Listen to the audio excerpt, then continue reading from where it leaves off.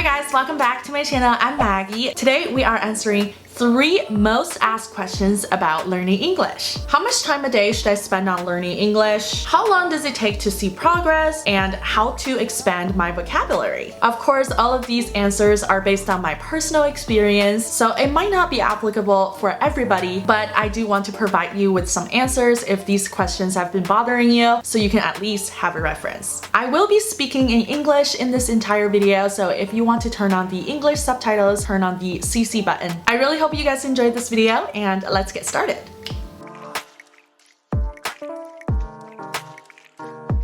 The first question, how much time a day should I spend on learning English? For me guys, honestly, I think it should be all of your free time. Every waking hour, minute, second. I know it sounds insane and hard, but it's not when you stop looking at it as a task. When you set 2 hours a day to study something, it automatically become a task, and subconsciously you will dread it. Personally, I'm not a very social person.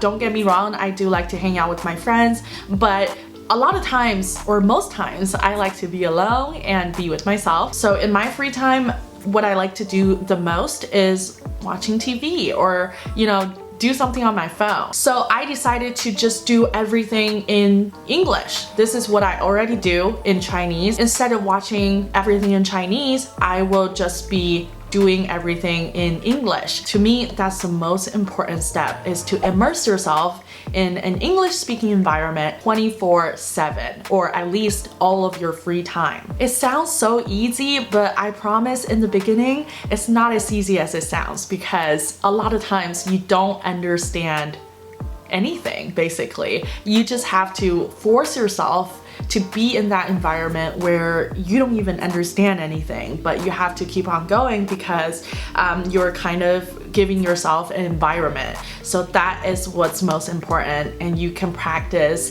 thinking in English. I was 20 years old when I started taking this seriously, and one day I think I just realized that my English level is not as good as an 8-year-old American or native speaker, because that 8-year-old has been immersed in an English-speaking environment. So I thought I had a lot to catch up on, and I'm never gonna forget Chinese. It's impossible. Once you learn something, you can't unlearn it. So from that moment on, I just started having English as my background noise. If you're serious about this, you really should try this. From now on, all of your thoughts in English only, because only in this way you find out what you don't know, and that is the most important thing. To me, learning English is all about learning more words to express your emotions, describing things that are happening, tell a story, and slowly proceeding on to more advanced settings. So it's a step-by-step process, but you have to start by expressing your thoughts or your demands or whatever that's on your mind.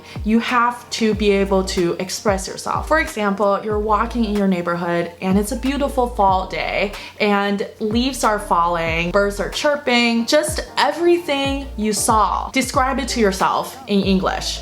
Just walking home from work. It's a pretty nice day, a little bit cold, but oh, hang on. What is that? Oh, fuck yeah. And in the beginning, I didn't know the sound that birds make is called chirping. I had no idea. I just thought the birds are and then blank, right? This is where you discover what you don't know, and that is important. For me, I just write everything down in my notes on my phone, and then I'll go home and ask Chris. But in the beginning, I didn't have anyone to ask for, right? So it took me a long time until one day I think it was a Friends episode, I saw someone say birds chirping, and that is when it finally clicked for me and I filled in that blank. It took me a long time, but in real life, it's the best if you have native speaking friends around you so you can just ask them. This is definitely the best option, but if you don't, Cambly is a great resource. This video is sponsored by Cambly, but you guys all know how much I love this app because of the flexibility it offers. Cambly is an online language learning app that can connect you with a native speaker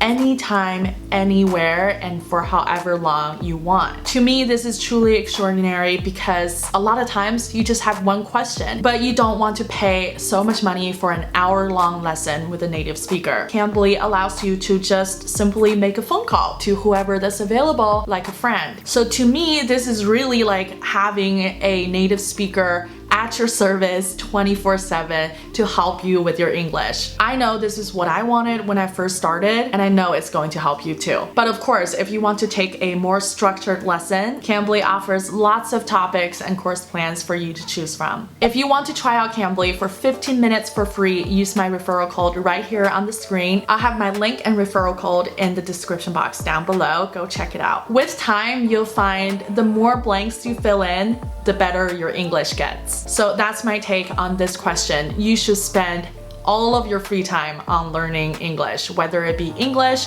or Spanish, whatever new language that you're learning, it's the same concept. Next question, how long does it take to see progress? This one really depends because it really depends on your current level. If your English is really good as far as listening and reading goes, you're just trying to improve your speaking, I think you can make a progress within a week. If you started filling in blanks, you notice that you have more ways to express yourself and it only gets better from there. But if you're just getting started, I think it would at least take about 3 months. When I first started, it was sophomore year in college, and before that, I just had a regular education like everybody else. And I already have a basic understanding of English. Honestly, listening to American TV shows was really hard for me. I don't think I understand much. It's not that I didn't know the words or our education was bad. None of that. It's just that I think Americans speak really fast, or they have a very strong American accent,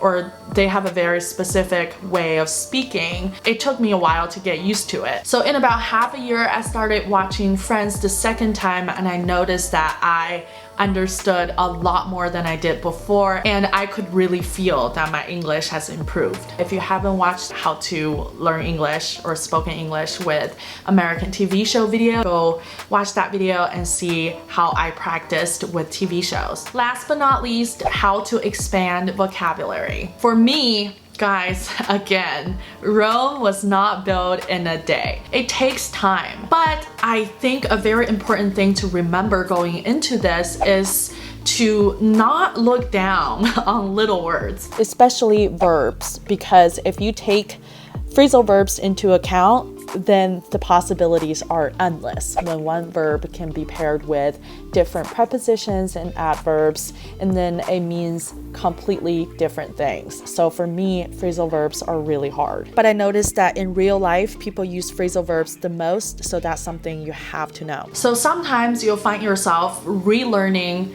a word that you already know, but you can use it differently. So to me, it really lies on the small words. And honestly, I think I'm still making progress every single day because I discover what I did wrong yesterday, and you guys help me too. Sometimes I see in the comments about a mistake that I made, and I really appreciate that because sometimes you don't notice it yourself. So I guess what I'm trying to say is expanding your vocabulary is not just about learning newer, fancier words.